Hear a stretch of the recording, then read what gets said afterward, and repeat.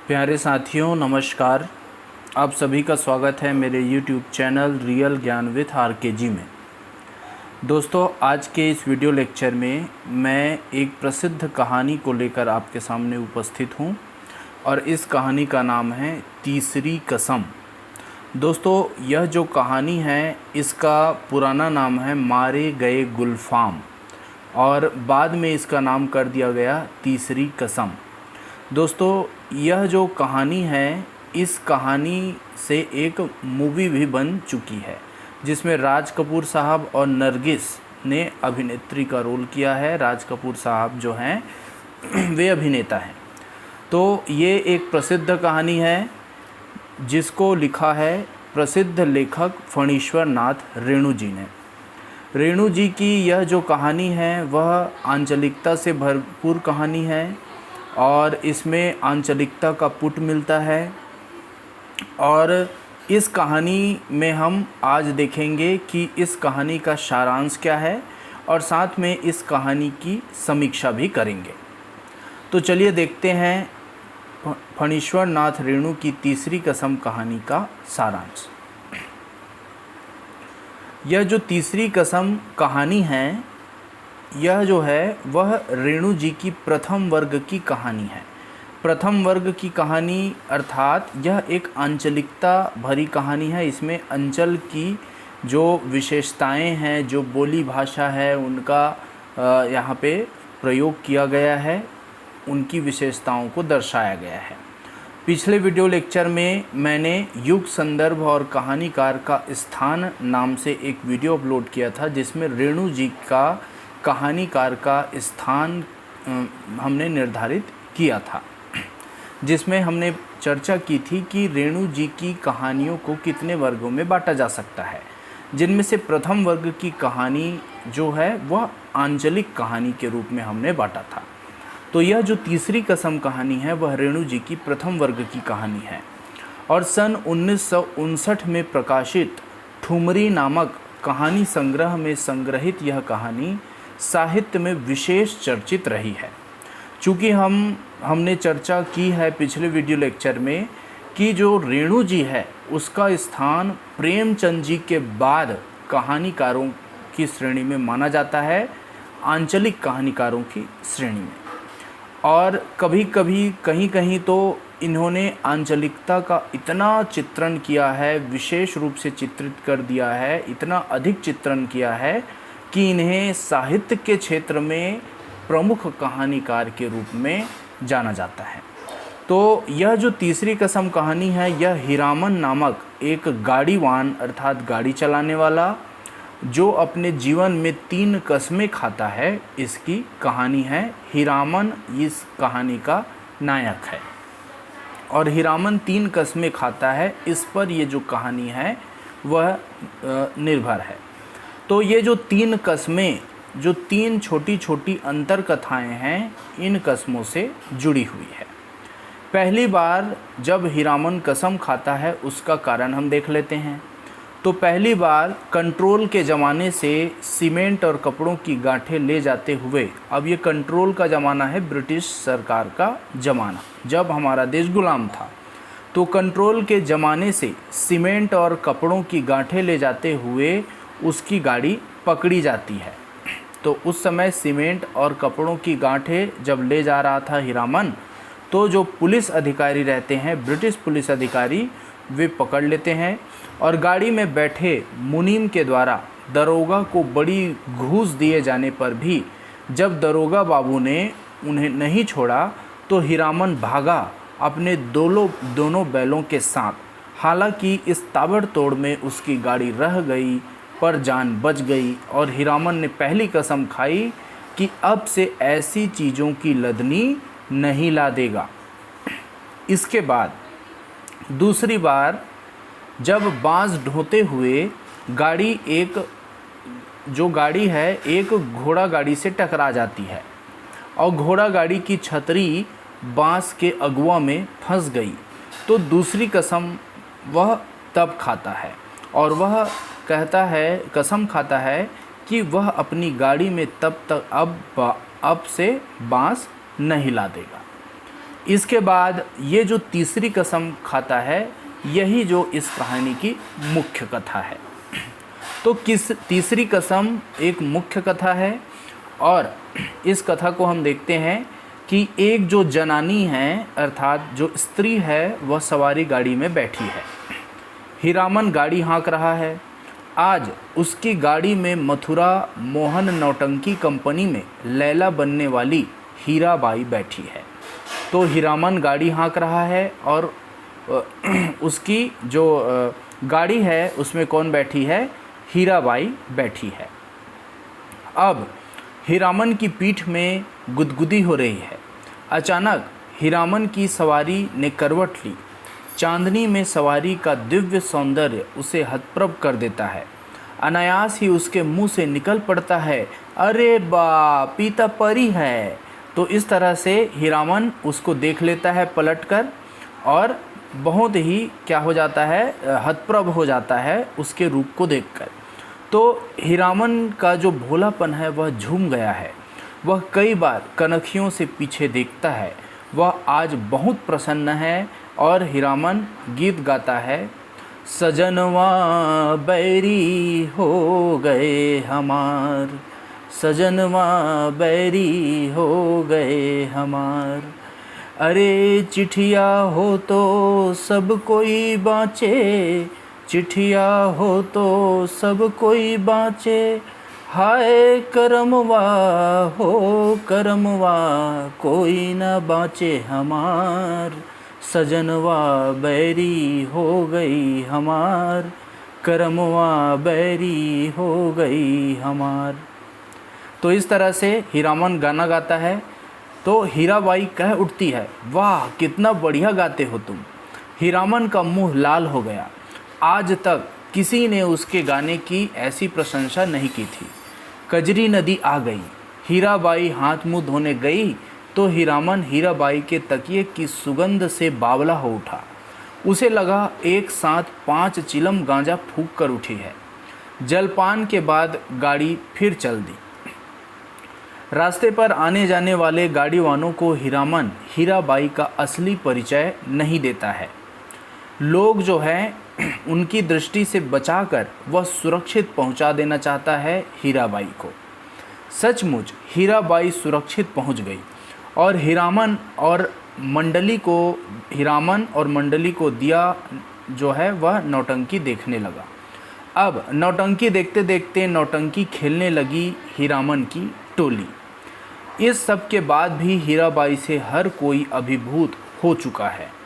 तो हीराबाई ने नौटंकी दिखाई और सब हीराबाई के रूप से अभिभूत हो चुके हैं। एक दिन लाल मोहन ने हीरामन को बताया कि जो हीराबाई है उसे स्टेशन पर ढूंढ रही है। हीरामन जो है वह तत्काल स्टेशन पर पहुंच गया। उसे देखकर हीराबाई बोली, लो हे भगवान, भेंट हो गई। चलो, मैं तो उम्मीद खो चुकी थी, तुमसे अब भेंट नहीं हो सकेगी, जा रही हूँ गुरुजी। हीराबाई ने कुर्ते के अंदर से हीरामन के पैसों की थैली निकालकर उसे दे दी। रेलगाड़ी आ गई, हीराबाई चली गई। तो हीरामन जो है वह गाड़ी गांव की ओर मोड़ दी। आज उसकी गाड़ी एकदम खाली है। उसके होंठ बुदबुदा रहे हैं, मानो आज तीसरी कसम खा रहा हो कि कंपनी की औरतों की लदनी वह आज से नहीं ला देगा। तो इस तरह से दोस्तों यह जो है इस कहानी का सारांश है। अब हम इसके संवेदना पक्ष को देखते हैं। तो तीसरी कसम जो कहानी है इसका कथानक बड़ा नहीं है। लेखक ने उसे विस्तार खूब दिया है। रास्ते भर की एक एक वस्तु की बारीक से बारीक रेखा का वर्णन करता चलता है। लेखक ऋतोपार्ज शैली में स्नैप पर स्नैप खींचता कहानीकार पाठकों के समक्ष एक एक स्थिति स्पष्ट कर देना चाहता है। कहानी का आरंभ जो बिंदु होता है उसमें एक छोटा सा वाक्य है, हीरामन गाड़ीवान की पीठ में गुदगुदी लगती है। और इस वाक्य के तुरंत बाद आगे की कहानी फ्लैशबैक में चलती है और हीरामन की पहली 2 कसमों से संबंधित घटनाओं का विवरण हमें पहले मिलता है। और उसके बाद हीरामन की पीठ में गुदगुदी पर ठहरा हुआ बिंदु फिर से चलने लगता है। जिस राह पर यह बिंदु आगे बढ़ता है वह कोई सीधा साधा नहीं वरन अनियमित वक्र पगडंडी है। हीरामन और हीराबाई की परस्पर स्निग्धता एवं आकर्षण उसने कहा था नामक जो कहानी है इसके नायक नायिका का स्मरण करा देता है। उसने कहा था कहानी जो है यह चंद्रधर शर्मा गुलेरी जी की बहुत ही फेमस कहानी है और यह जो कहानी है यह हीरामन और जो हीराबाई है इसकी जो कहानी जो तीसरी कसम है यह उसने कहा था कहानी की याद दिला देता है। तो मन के उन सूत्रों की बात करता है जिन्हें संबंधों का कोई नाम नहीं दिया जा सकता। मन के ये जो सूत्र है वो इधर उधर छिटके प्रसंगों से गुजरकर कथा के अंत में अपनी नियति पर पहुंच जाते हैं। अनाम भाव सूत्रों को कोई निश्चित गंतव्य स्थल नहीं होता, वे तभी तक साथ है जब तक ज़रूरी है और इसके बाद कोई आग्रह नहीं। हीराबाई की तुलना में 40 साल के हट्टे कट्टे काले कलूटे देहाता नौजवान हीरामन की उजड्डतापूर्ण वृत्तांत, उसकी गप्पबाजी, नाम लंगा ड्योढ़ी के राजा की कहानी जिसके घर देवता ने जन्म लिया था और जिसे लाट साहब भी नहीं सिर्फ लाटनी पहचान सकती थी, घोड़े लद्दे बनियों के साथ हीरामन का मजाक, गांव के बच्चों का गाड़ी देखकर रटे रटाए अंदाज में लाली लाली डोलियाँ में लाली रे दुल्हनिया इस तरह से गाना गाना और हीरामन का दीवा स्वप्न, उसी तरह महुआ भटियारिन का गीत जो कहानी को प्रतीकात्मक अर्थ प्रदान करता है, साथ ही गाड़ीवानों के किस्से, पलट दास की रामायण, लहसनवा का हीराबाई की साड़ी धोकर अपने को धन्य मानना इत्यादि इन छोटे छोटे जो प्रसंग है इससे कहानी की संरचना के लिए महत्वपूर्ण घटक साबित होते हैं और मुख्य कथा की तरह से नीचे जाकर उसे गहराई और अर्थवत्ता प्रदान करते हैं। मेलों के रूप में धीरे धीरे गांव में शहर प्रवेश कर रहा है। रेणु ने इस बदलाव की धड़कनों को जितने करीब से सुना था और पहचाना था उतनी ही ईमानदारी और लगन से उन्होंने चित्रित भी किया है।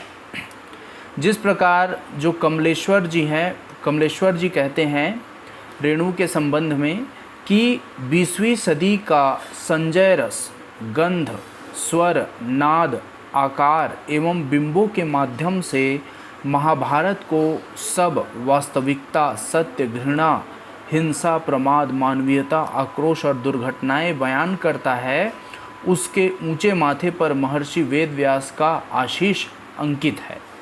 उसी तरह रेणु जी भी उस संजय की तरह इस गांव का जो ग्रामीण परिवेश है उसका चित्र भी अंकित कर देते हैं।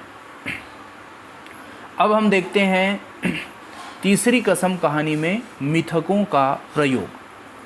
तो रेणु जी ने कैसे मिथकों का प्रयोग किया है इसको हम देखेंगे।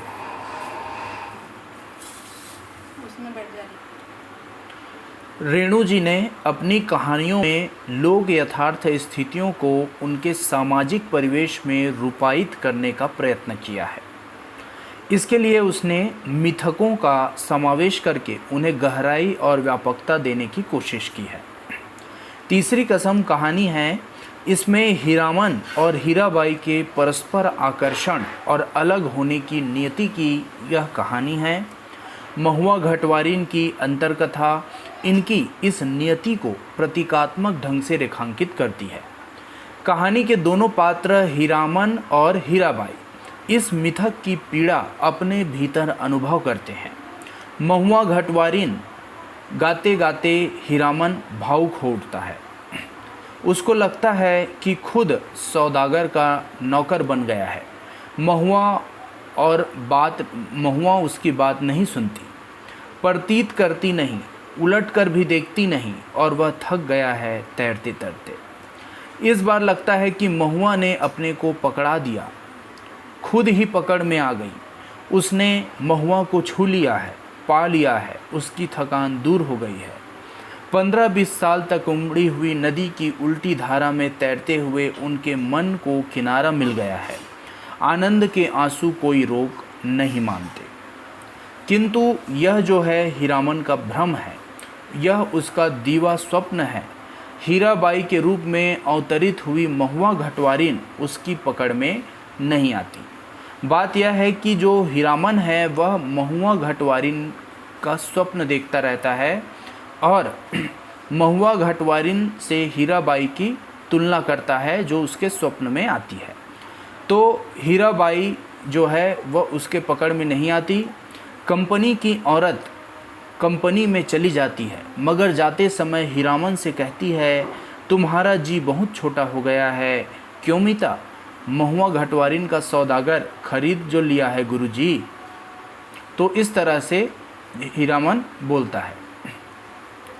महुआ घटवारिन की कथा का दर्द आकर्षण में बंधे दो जीवों का दर्द नहीं है, उसका एक सामाजिक संदर्भ भी है।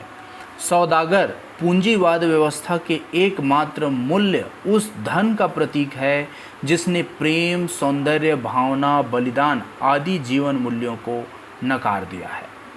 तो इस कहानी में जो सौदागर रहता है वह हीराबाई को खरीद लेता है और हीरामन की इच्छा ही रह जाती है। कहानी में हीरामन द्वारा अपनी विशिष्ट शैली में वर्णित नाम लंगर ड्योढ़ी का वृत्तांत भी एक मिथक है। नाम लंगर ड्योढ़ी के राजा के घर देवता ने जन्म लिया था जिसे किसी ने नहीं पहचाना। देवता आखिर देवता है। एक बार लाट साहब मैं लाटनी के हवा गाड़ी में आए। लाट ने भी नहीं पहचाना, आखिर लाटनी ने पहचान लिया। बात फिर भी हंसी में उड़ गई। तब खेल शुरू हुआ देवता का। पहले दोनों दानतार, हाथी, मोर, फिर घोड़ा, फिर ऊटपटांग, अर्थात धन दौलत माल मवेशी सब साफ हो गए। यह ऊटपटांग किस्सा सुनाते समय हीरामन की मनोदशा का जो वर्णन है, इस मिथक के अर्थ का आभास सहज ही मिल जाता है। जैसे देखते हैं कि हीरामन का मन पल पल में बदल रहा है। मन में सतरंग छपा धीरे धीरे खिल रहा। उसको लगता है कि उसकी गाड़ी में देवकुल की औरत सवार है। देवता आखिर देवता है। कहानी के अंत में देवकुल की यह जो औरत अर्थात हीराबाई है उसे छोड़कर चली जाती है, तो उसके मन की सारी दौलत, सारा सुख चैन अपने साथ ले जाती है। रेणु जी की कहानियों में मिलने वाले मिथकों के साथ साथ उनके मोटिव अर्थात अभिप्राय का अध्ययन भी उन्हें समझने में सहायक सिद्ध हो सकता है। किसी कृति का अथवा कृतिकार के अनेक कृतियों का प्रमुख या आवर्तक भाव अथवा विषय ही मोटिव कहलाता है। तो मोटिव क्या है?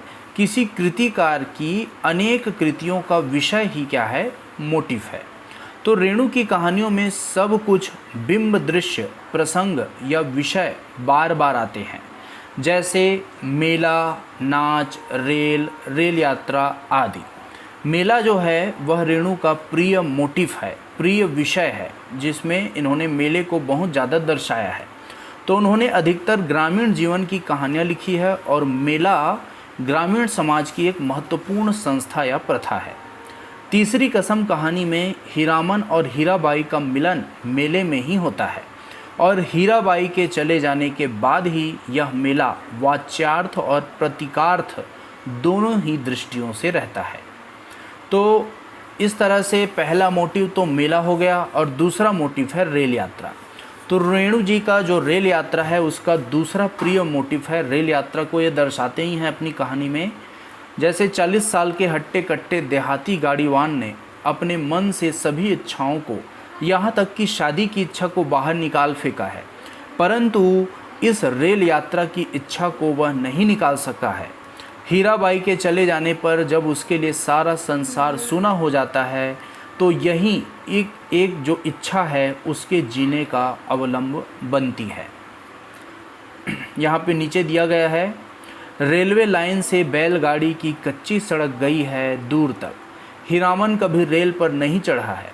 उसके मन में फिर पुरानी लालसा झांकी, रेलगाड़ी पर सवार होकर गीत गाते हुए जगन्नाथ धाम जाने की लालसा।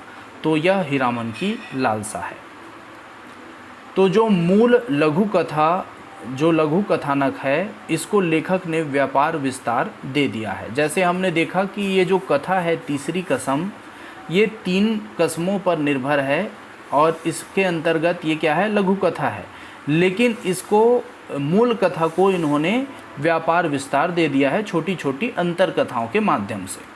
तो कहानी की स्थितियों और चरित्रों की बारीक बारीक रेखाओं को लेखक उभारता हुआ चलता है, कुछ भी अछूता न रह जाए, इसलिए इसमें बहुत सी प्रासंगिक कथाएं भी जुड़ गई है। महत्वपूर्ण बात यह है कि इतना विस्तार होने पर भी कहानी में रोचकता और कौतूहल बराबर बना रहता है। तो जो तीसरी कसम कहानी है वह नई कहानी है, इसलिए वह न तो अंतिम बिंदु से शासित है, न ही उसका कथानक नाटकीय मोड़ों से गुजरता है। सम धरातल पर चलती हुई यह कहानी किसी आकस्मिकता का शिकार नहीं होती।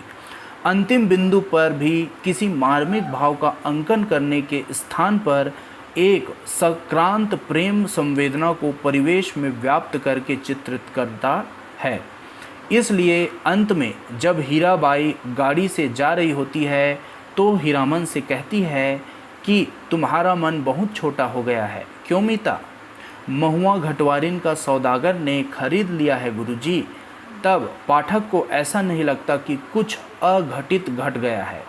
इसी ट्रैफिक नियति की ब्याही जो पूरी कहानी है यहाँ आकर अधिक घनीभूत हो उठती है। तो इस तरह से हमने देख लिया।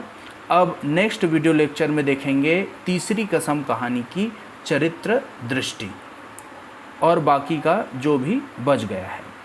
तो आज के लिए इतना ही दोस्तों, धन्यवाद।